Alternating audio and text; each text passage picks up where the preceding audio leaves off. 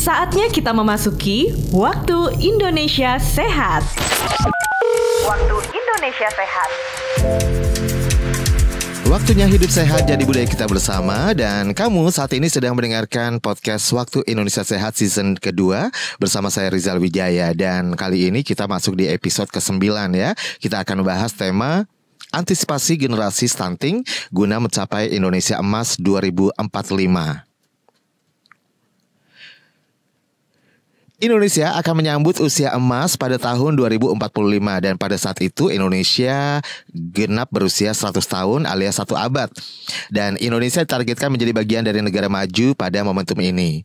Guna mencapai Indonesia Emas 2045 sekaligus memaksimalkan bonus demografi, pemerintah saat ini tengah fokus pada penanganan permasalahan stunting yang masih belum terselesaikan. Lalu, bagaimana sih upaya pemerintah dalam rangka menekan laju stunting di Indonesia? Kita akan bahas tuntas bersama Dr. Lovely Daisy MKM, selaku Direktur Gizi dan Kesehatan Ibu dan Anak dari Direktorat Jenderal Kesehatan Masyarakat Kemenkes RI. Baik, saya akan sapa terlebih dahulu Dr. Daisy hari ini. Halo dokter, selamat datang di podcast Waktu Indonesia Sehat dan terima kasih atas waktunya sudah menyempatkan diri untuk memberikan informasi berbincang-bincang. Baik, mungkin sebelumnya mohon dijelaskan ya seperti apa sih sebenarnya data kasus stunting di Indonesia hingga saat ini dokter, dan sebarannya di mana saja? Ya, baik. Terima kasih. Saat ini angka prevalensi stunting kita masih sekitar 21,6%. Jadi rata-rata ya hampir 1/5 lah dari balita kita itu mengalami stunting. Sebenarnya angka ini sudah turun dari tahun 2021 ya. Data yang tadi saya sebutkan itu adalah data 2022. Nah, data tahun ini kita masih menunggu nih hasilnya akan keluar di bulan depan. Jadi sebentar lagi akan keluar. Survei sudah dilakukan. Mudah-mudahan tidak lama lagi keluar. Jadi kita bisa dapat angka untuk tahun ini. Dan kita berharap tahun ini angkanya turun. Karena target kita tahun depan adalah 14. Dan persebarannya memang masih tidak merata ya antar provinsi. Ada provinsi yang sudah di bawah 10. Untuk tahun lalu itu Bali sudah 8%. Nah, tetapi masih banyak provinsi yang angkanya itu cukup tinggi, terutama beberapa provinsi di Indonesia Timur. Jadi memang masih terjadi disparitas antar provinsi untuk angka stunting ini. Oke, terjadi disparitas antar provinsi, terutama di daerah wilayah timur gitu ya Ibu ya. Nah, Iya, ini betul. mengapa masih belum terbebas dari stunting dan kemudian apa saja sih faktor penyebabnya sebenarnya, dokter? Ya, nah stunting ini kenapa kita masih banyak? Karena memang penyebabnya itu kompleks ya. Jadi bukan terbatas karena masalah gizi saja. Jadi termasuk juga ketahanan ekonomi, ketahanan pangan itu mengakibatkan konsumsi dari gizi ibu hamil dan balita itu kurang. Nah, di samping itu juga pengetahuan sebenarnya. Walaupun mungkin keluarganya mampu untuk membeli bahan makanan, tetapi karena pengetahuan yang kurang, sehingga gizi dari ibu hamil dan balita tidak tercukupi. Nah, kemudian juga masalah lainnya, misalnya kebersihan lingkungan. Sanitasi lingkungan itu juga akan berpengaruh karena balita-balita ini akan terdampak dari kondisi lingkungan yang tidak bersih. Jadi misalnya balita itu akan gampang sakit, misalnya diare, dan itu juga akan mempengaruhi pertumbuhan dan perkembangan anak. Jadi masalahnya cukup kompleks. Jadi bukan hanya masalah kesehatan, tapi juga masalah di luar kesehatan. Sehingga untuk mengatasi masalah stunting ini memang kita harus melibatkan semua pihak. Oke. Jadi melibatkan semua pihak, bukan hanya Kemenkes ya dalam hari ini, pemerintah yang hadir secara sendirian gitu ya dokter ya. Jadi kita memang harus berkolaborasi, bersinergi antar lembaga, antar kementerian, kemudian juga melibatkan masyarakat tentunya. Baik, dan menjadi faktor penyebabnya ini kompleks ternyata ya dokter. Jadi bukan hanya persoalan gizi saja, tapi juga ketahanan pangan dan sebagainya. Apakah juga termasuk ada hubungannya dengan jumlah populasi di Indonesia yang memang menjadi salah satu negara terpadat gitu ya. Nah, ini perbandingannya kalau dengan luar negeri dengan negara lain seperti apa nih dokter? Apakah juga masih ada banyak kasus yang sama stunting seperti di Indonesia? Ya, Nah, sebenarnya kalau Indonesia ini termasuk negara dengan prevalensi stunting tinggi ya. Jadi kalau berdasarkan WHO itu antara 10 sampai 20 itu termasuk sedang. Di atas 20 itu tinggi. Nah, kita kan masih 21,6 nih. Kita masih termasuk tinggi. Karena kalau dulu itu WHO standarnya beda. Ada perubahan standar ya. Kalau dulu kalau di bawah 20 itu sudah termasuk rendah, tapi sekarang itu masih termasuk sedang. Jadi memang antar negara juga bervariasi. Negara-negara maju itu jauh lebih rendah stuntingnya. Kalau sangat rendah itu di bawah 2,5. Jadi kita masih saat ini tinggi, kita berupaya untuk menurunkan stunting. Dibandingkan dengan negara-negara tetangga, kita juga masih masuk yang tinggi. Seperti itu. Jadi kita berupaya menurunkan stunting kita. Baik, jadi tergolong masih tinggi jika dibandingkan dengan negara-negara lain ya, dokter ya. Oke, nah kira-kira apa nih dampak yang akan terjadi jika kasus stunting ini tetap masih tinggi, dokter? Nah, stunting ini kan terjadinya kekurangan gizi dalam jangka waktu yang lama. Nah, kekurangan gizi dalam jangka waktu yang lama ini mengakibatkan gangguan pertumbuhan anak. Nah, gangguan pertumbuhan anak ini bukan hanya pertumbuhan dari fisiknya yang kelihatan lebih pendek, tetapi juga gangguan pertumbuhan otaknya. Nah, gangguan pertumbuhan otak ini, karena otak ini kan bertumbuhnya itu sejak dari dalam kandungan sampai usia 2 tahun itu sudah mencapai 85%. Jadi kalau sempat mengalami gangguan pertumbuhan di usia yang ini, dalam kandungan sampai usia 2 tahun ini akan bersifat irreversible. Jadi kecerdasannya itu akan menjadi kurang. Jadi tidak cerdas, IQ-nya rendah lah seperti itu. Makanya dampak ini tentu akan berpengaruh nanti kepada generasi kita. Karena kita tadi disampaikan akan mencapai Indonesia emas di tahun 2045. Nah, kalau IQ anak-anak kita sudah turun karena masalah kekurangan gizi yang salah satu tandanya adalah stunting ini, tentu ini akan berdampak besar. Nah, di samping itu juga anak-anak yang sempat mengalami kekurangan gizi dalam waktu lama ini bisa berdampak juga adanya penyakit-penyakit degeneratif nanti pada usia dewasanya. Oke, jadi nantinya akan menurunkan daya saing juga ya, dokter ya? Benar sekali. Baik, dan berdasarkan pantauan dari Kemenkes sendiri, seperti apa sih sebenarnya tingkat awareness di masyarakat terkait stunting ini? Karena kan tadi disinggung juga bahwa pengetahuan di masyarakat ini juga tergolong masih lumayan rendah gitu ya, dokter? Ya. Nah, kalau kita lihat ya, sekarang ini kan semua orang mulai bicara stunting ya.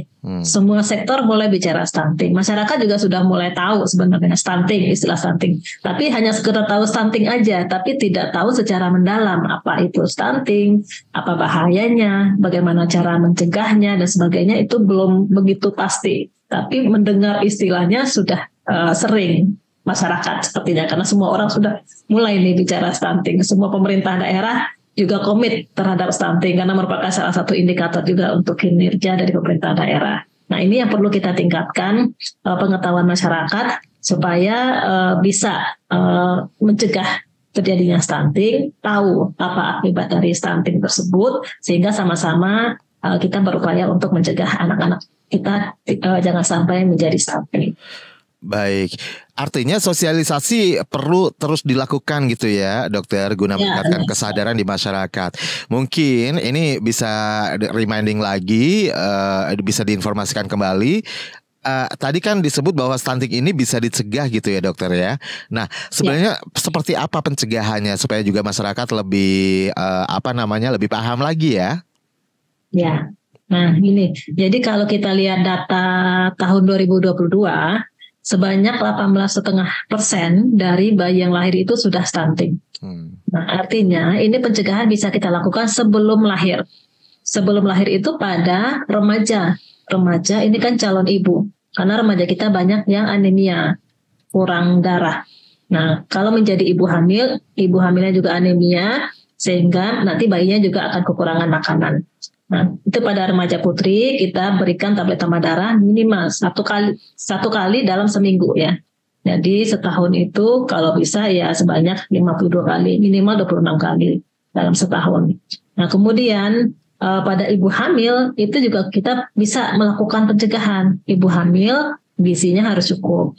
Kemudian ibu hamil harus periksa rutin minimal 6 kali selama kehamilan untuk cek kesehatan ibunya sekaligus cek perkembangan dari janinnya.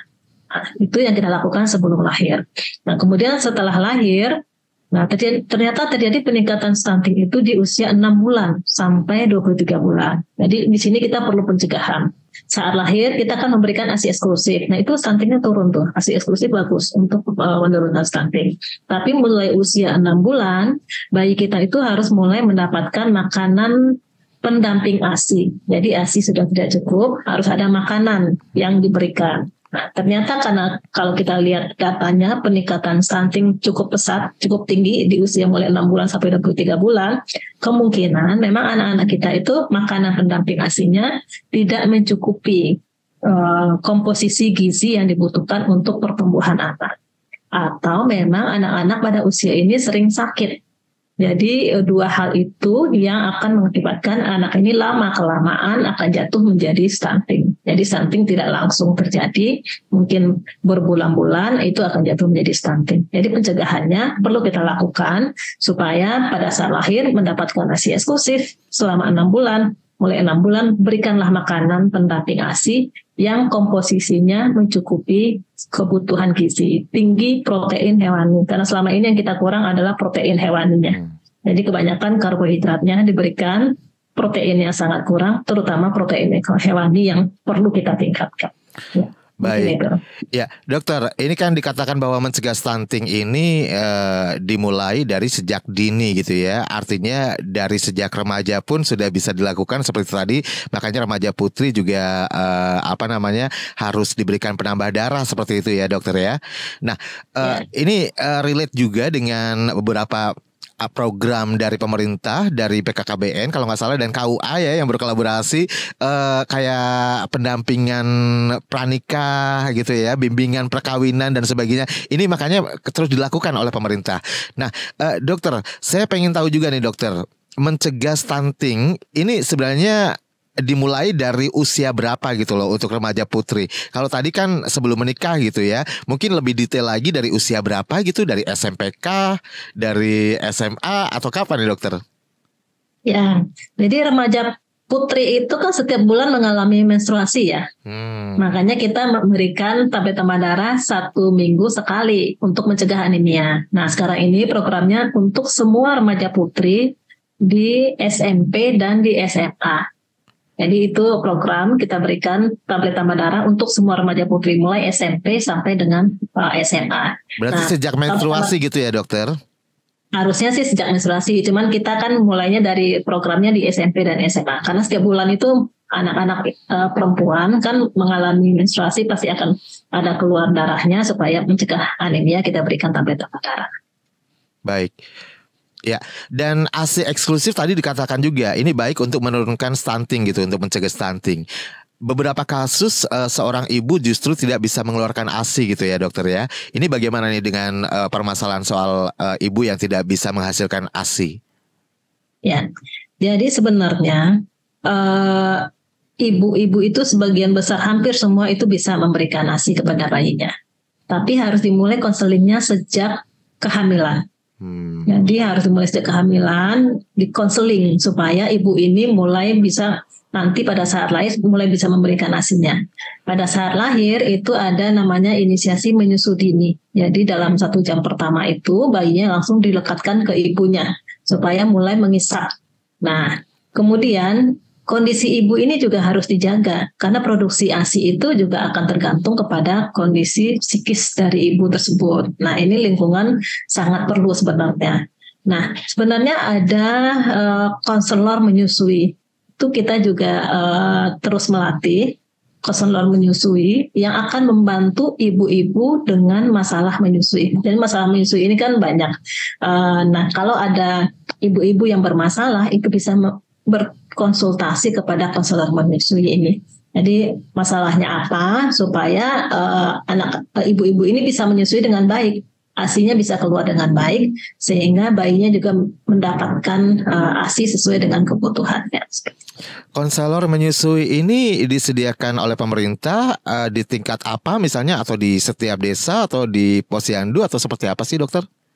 Ya, sebenarnya kita melatih banyak ya, ada di level puskesmas, kemudian juga ada di puskesmas pembantu. Nah, ini cukup banyak sebenarnya kita latih. Nah, mungkin belum semua, kalau posyandu belum semua ya memiliki. Nah, ini perlu dikoordinasikan oleh puskesmas. Karena kalau ibu-ibu itu sebenarnya sekarang kita berharap kan lahirnya di fasilitas kesehatan kan persalinannya. Nah, pada saat di fasilitas pelayanan kesehatan ini sebelum pulang, ibu-ibu tuh diajarkan untuk menyusui anaknya. Jadi kalau sudah bisa menyusui baru dipulangkan dari fasilitas. Sehingga begitu pulang, ibu tersebut sudah bisa menyusui anaknya. Terutama ibu-ibu yang baru anak pertama ya, belum punya pengalaman menyusui, nah itu harus diajarkan. Bagaimana posisi yang benar, bagaimana pelekatan yang benar. Karena kalau salah posisi, salah pelekatannya, itu ASINya juga tidak keluar dengan baik, berpengaruh sekali. Baik, dan peran suami, peran laki-laki ini juga sangat penting ya dokter ya, karena tadi disebutkan bahwa untuk bisa memproduksi ASI yang baik, yang maksimal, yang optimal, juga psikis nggak boleh terganggu gitu kan dokter, nggak boleh stres, harus bahagia, nyaman. Ini peran suami dibutuhkan seperti apa nih dokter? Ya, pastinya sangat besar ya peran suami ya, harus memahami istrinya yang menyusui, harus membantu karena kan menyusui itu dalam satu hari itu kan sering ya menyusui, sampai malam juga menyusui kan, bisa 8 kali sehari. Jadi suami harus mengerti istrinya kapan harus menyusui bayinya, harus memberikan dukungan. Ini ketawa-ketawa ya, peran dari bapak-bapak ini harus diperkuat nih. Jadi yang punya anak itu bukan hanya istrinya, tapi anak itu kan punya berdua. Memang yang melahirkan istrinya, tapi kewajiban suami untuk memastikan bahwa anaknya mendapatkan makanan terbaik. Makanan terbaiknya ya pada saat lahir sampai 6 bulan itu adalah ASI. Jadi suami harus mendukung pada saat istrinya harus menyusui, ya harus didukung untuk menyusui dan juga memberikan suasana yang nyaman, menyenangkan kepada istri untuk bisa menyusui dengan baik. Baik, bukan malah bikin stres ya dokter. Jadi memang tadi disebut, setuju sekali, sepakat sekali bahwa anak itu bukan hanya anaknya istri, anaknya ibu, tapi juga anaknya ayah. Makanya suami siaga juga dibutuhkan ya dokter ya. Nah, sekarang kembali lagi terkait dengan stunting ini dokter. Sebenarnya apa sih ciri-ciri khusus seorang anak dikatakan stunting? Apakah hanya terbatas dari misalnya dari luarnya kita bisa melihat secara kasat mata berat badannya kecil, tidak sesuai dengan umurnya, tinggi badannya dan sebagainya? Apakah hanya dari situ saja dokter? Ya, jadi stunting itu kan kita harus ukur ya. Harus ukur. Jadi yang diukur untuk stunting adalah tinggi badan. Jadi tinggi badannya diukur, nanti dimasukkan ke dalam grafik, ada kurva WHO namanya. Kalau tinggi badan anak tersebut berdasarkan usianya di bawah garis merah, artinya anak tersebut masuk ke dalam stunting. Jadi yang diukur itu hanya tinggi badan, tinggi atau panjang badan. Jadi kalau yang belum bisa berdiri kan panjang badannya yang diukur. Jadi ini yang kita ukur untuk menentukan prevalensi stunting di masyarakat. Tinggi badan atau panjang badan berdasarkan usianya. Jadi seperti itu. Nah, kalau berat badan itu kita ukur setiap bulan di posyandu untuk melihat perkembangan anak ini, pertumbuhan anak ini. Apakah berat badannya itu naik mengikuti kurva pertumbuhan atau tidak naik atau tetap. Nah, ini kalau berat badannya tidak naik atau tetap atau turun, lama-kelamaan menjadi stunting. Maka kita penting mengukur berat badan setiap bulan di posyandu, karena lama-kelamaan kalau pertumbuhannya tidak baik, dia akan tinggi badannya akan di bawah garis merah, tidak sesuai dengan usianya, seperti itu. Oke. Jadi yang diukur stunting hanya tinggi badan, panjang badan berdasarkan usia.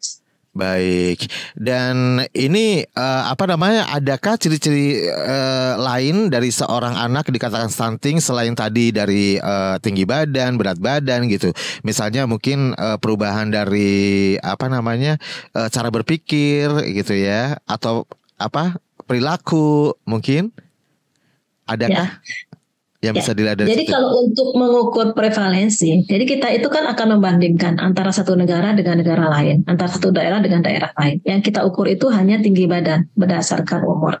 Tapi tadi yang disampaikan cara berpikir dan segala macam itu adalah dampak dari stunting itu sendiri, dampak dari kekurangan gizi yang terjadi cukup lama. Nah, jadi kalau untuk menentukan stunting kita hanya mengukur dari tinggi badan, panjang badan berdasarkan usia.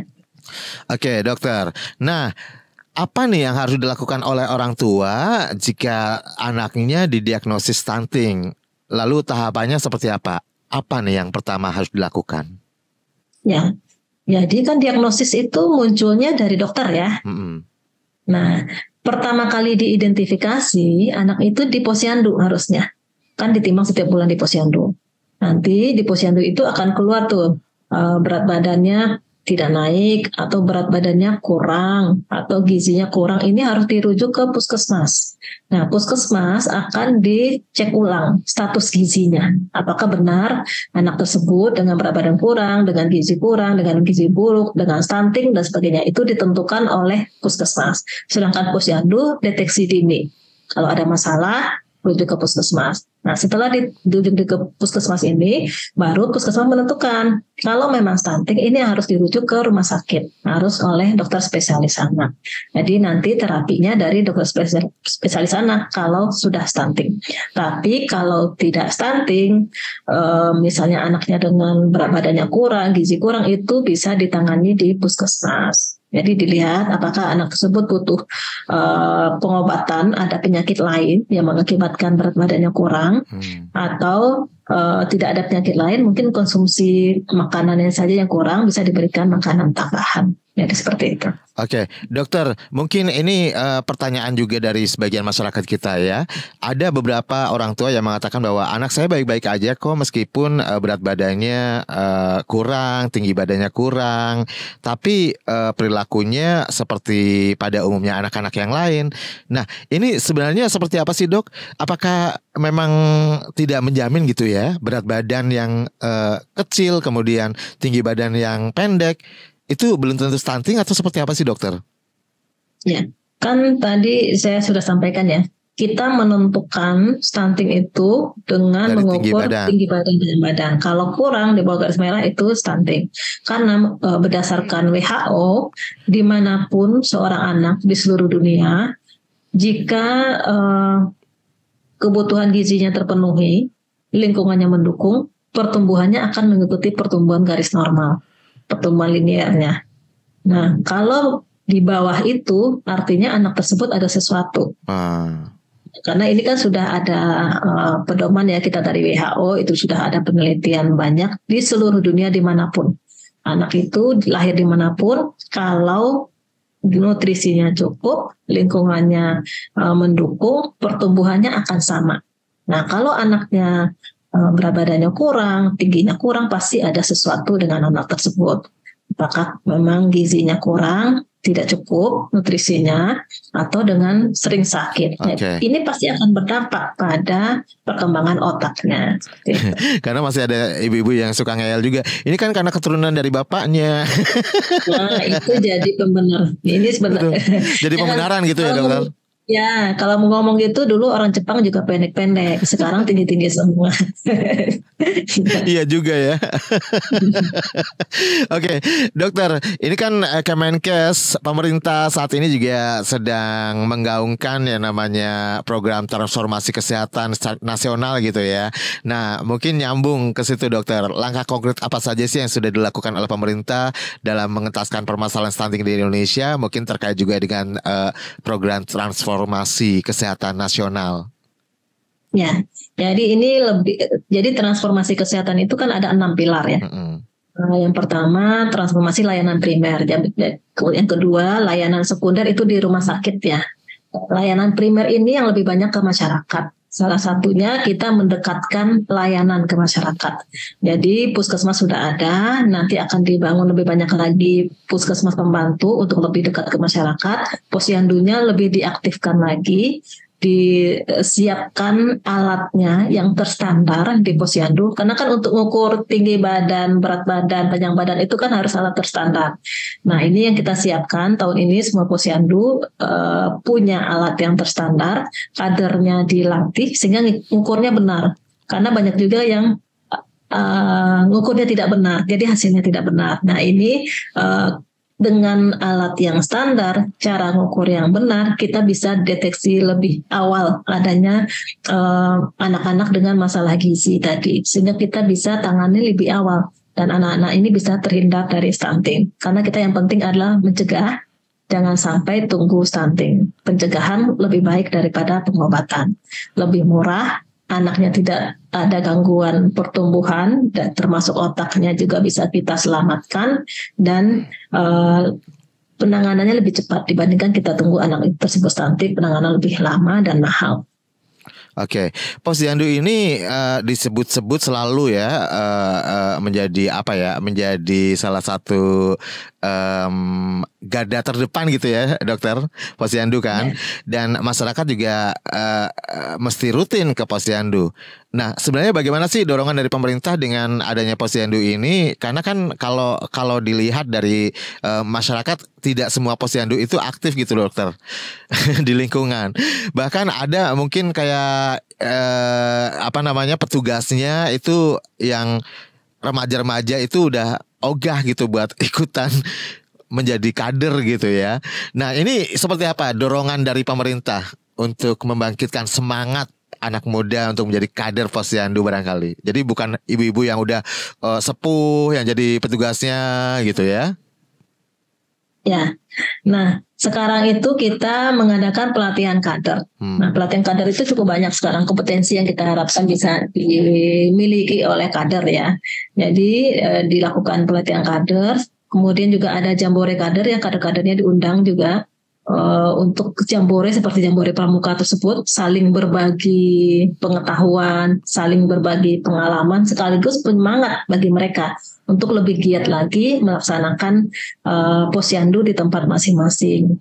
Nah, dengan demikian kader-kader ini merasa dihargai juga ya, karena mereka inilah ujung tombak kita untuk melakukan menjangkau anak-anak, menjangkau balita-balita untuk mau ditimbang setiap bulan. Karena ini yang penting itu adalah deteksi dini di posyandu tersebut. Jadi dengan demikian kader itu menjadi merasa dihargai, merasa dibutuhkan, sehingga mereka lebih semangat lagi untuk melakukan aktivitas-aktivitas. Atau mungkin karena nggak dapat gaji, dokter. Ini sedang didiskusikan ya. Masing-masing daerah beda-bedanya. Ini memang salah satu yang sedang didiskusikan untuk insentif kader, bukan gaji ya. Kalau gaji kan orang bekerja ya. Ini kan memang kader ini sukarela. Nanti ada semacam insentif lah yang diupayakan untuk kader-kader ini. Iya, karena yang terdekat aja misalnya dari rumah saya nih ya, kita mau hadir atau datang ke sana bawa anak-anak, bawa balita gitu ya. Ternyata ya ampun, kadernya nggak ada, dokter posyandunya ada, petugasnya nih nggak ada. Adanya misalnya ibu-ibu yang udah sepuh gitu kan, kasihan juga maksudnya kalau nggak dibantu sama yang muda-muda gitu kan. Ada regenerasi di sana harusnya. Ya, ini yang akan kita aktifkan lagi. Posyandu-posyandu ini kan sudah didata ya, mana yang aktif, mana yang tidak aktif. Yang tidak aktif kita aktifkan lagi, supaya nanti semua lokasi itu ada yang terdekat posyandunya, jangan sampai jauh-jauh ya. Harus ke posyandu jauh-jauh, kasihan juga bawa bayi-bayi. Benar. Baik, dokter, mungkin satu lagi nih, peran masyarakat yang seperti apa sih yang diharapkan guna mendukung upaya pemerintah dalam program penanganan stunting di Indonesia ini? Karena tadi seperti dikupas di awal ya, bahwa pemerintah tidak bisa bekerja sendiri gitu ya. Ya. Nah, tadi kita kan sama-sama ya. Yang penting mencegahnya. Mencegah itu kan tadi mulai dari remaja, ibu hamil sampai bayi, balita, termasuk imunisasi juga nih, cegah penyakit juga nih. Menjaga kesehatan lingkungan, kebersihan lingkungan, sanitasi, jangan buang air besar sembarangan. Nah, peran masyarakat di mana? Sebenarnya banyak bisa masuk peran masyarakat. Yang pertama bisa menggerakkan ibu-ibu untuk membawa balitanya ke posyandu misalnya. karena ini kan deteksi awal ada di posyandu. Kemudian juga mensosialisasikan untuk pemberian ASI eksklusif, memberikan kesempatan kepada ibu-ibu bisa menyusui bayinya. Kemudian mendorong juga ibu-ibu untuk melakukan imunisasi pada bayi karena cukup banyak penyakit yang dapat dicegah dengan imunisasi. Nah, kalau anak-anak itu sudah sakit, pasti nggak mau makan dan sebagainya, berat badannya akan turun. Ini akan berdampak juga. Nah, termasuk juga kalau mitra-mitra swasta itu banyak juga tuh yang memberikan dukungannya dalam memberikan makanan tambahan pada ibu hamil ataupun pada balita. Nah, di puskesmas juga bisa, misalnya puskesmas ada anggaran untuk pemberian makanan tambahan, nanti yang masaknya bisa tuh dari masyarakat, dari kader, mengantarkan ke anak-anak yang membutuhkan makanan tambahan ini. Jadi cukup banyak peran yang bisa dilakukan oleh masyarakat untuk menurunkan stunting, termasuk juga bagaimana kita menjaga ketahanan pangan, karena kan salah satunya juga akan berdampak tuh kalau nggak ada mau dimakan, mau gimana lagi ya, seperti itu. Betul, itu vital juga ya dokter. Nah mungkin kalau konkretnya gitu, contoh konkretnya misalnya dari keluarga nih dokter, dari keluarga gitu ya, dari anggota masyarakat terkecil, kira-kira apa nih yang harus dilakukan oleh orang tua kepada khususnya yang punya anak perempuan gitu ya, apa yang harus dilakukan dari sejak awal? Anak perempuan maksudnya anak remaja dari orang ya? tua, orang tua kepada anak remaja ya. Ya. Karena kan anak-anak zaman sekarang tuh pada malas makan sayur dokter, ya kan? Maunya makan makanan-makanan snack-snack yang aduh nggak jelas kualitasnya. Udah tahu tuh berarti jawabannya. Iya, jadi anak-anak kita makannya udah nggak benar ya gizi. Kita kan harusnya gizi seimbang semuanya. Jadi karbohidratnya, proteinnya, lemaknya itu harus seimbang. Nah kalau sekarang kan banyak nggak seimbang, tinggi gula, tinggi garam, tinggi lemak. Nah edukasi sebenarnya kepada anak-anak remaja. Jangan diet berlebihan. Kadang diet tanpa ada dasar yang karena suka nonton film Korea orang yang langsing. Jadi hanya makan 1 kali sehari biar langsing katanya.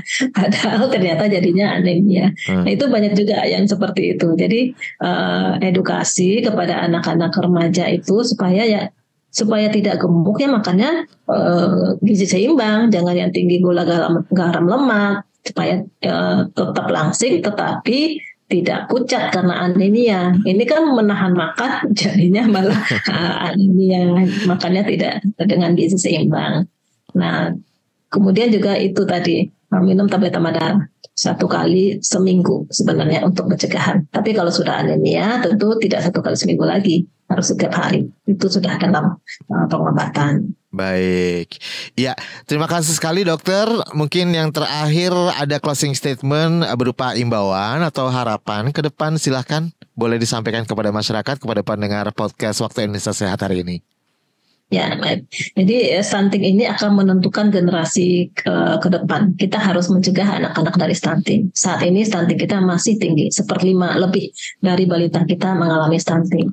Pencegahan dimulai dari sebelum anak itu lahir. Jadi mulai dari remaja dipersiapkan karena ini akan menjadi calon ibu, jadi calon pengantin, calon ibu hamil. Nah saat hamil harus dijaga supaya ibu hamil diperiksa secara teratur minimal 6 kali selama kehamilan. Begitu lahir, ASI eksklusif 6 bulan. Begitu 6 bulan berikan makanan pendamping ASI yang kaya protein hewani. Jangan lupa kaya protein hewani. Setiap makan harus ada protein hewaninya. Kemudian imunisasi untuk mencegah penyakit dan edukasi masyarakat semua untuk menjaga kebersihan lingkungan. Jangan buang air besar sembarangan. Baik, itu. Terima kasih Dr. Lovely Daisy MKM selaku Direktur Gizi dan Kesehatan Ibu dan Anak dari Direktorat Jenderal Kesehatan Masyarakat Kemenkes RI atas waktunya sudah berbagi informasi hari ini. Terima kasih, sehat selalu dokter. Ya, terima kasih. Ya, dan terima kasih juga untuk Anda yang sudah mendengarkan podcast Waktu Indonesia Sehat season kedua hari ini di episode 9 gitu ya. Dan marilah kita bersinergi untuk mewujudkan Indonesia bebas stunting dan sukseskan program transformasi sistem kesehatan 2021-2024 agar dapat terselenggara dengan baik. Dan marilah kita bersinergi bersama pemerintah untuk menyukseskan program untuk kesehatan dan masa depan anak cucu kita. Dan untuk Anda yang ingin mendapatkan informasi kesehatan, dapat follow Twitter Twitter @kemenkesri atau radiokesehatan.kemkes.go.id. Dan Anda bisa mendengarkan podcast Waktu Indonesia Sehat season kedua ini di www.kbrprime.id, kemudian di Spotify, Apple Podcast, dan platform mendengarkan podcast lainnya. Serta saksikan di YouTube channel Berita KBR. Saya Rizal Wijaya harus pamit, terima kasih, dan sampai jumpa di episode selanjutnya. Salam. Terima kasih sudah mendengarkan Waktu Indonesia Sehat yang dipersembahkan oleh Kementerian Kesehatan Republik Indonesia.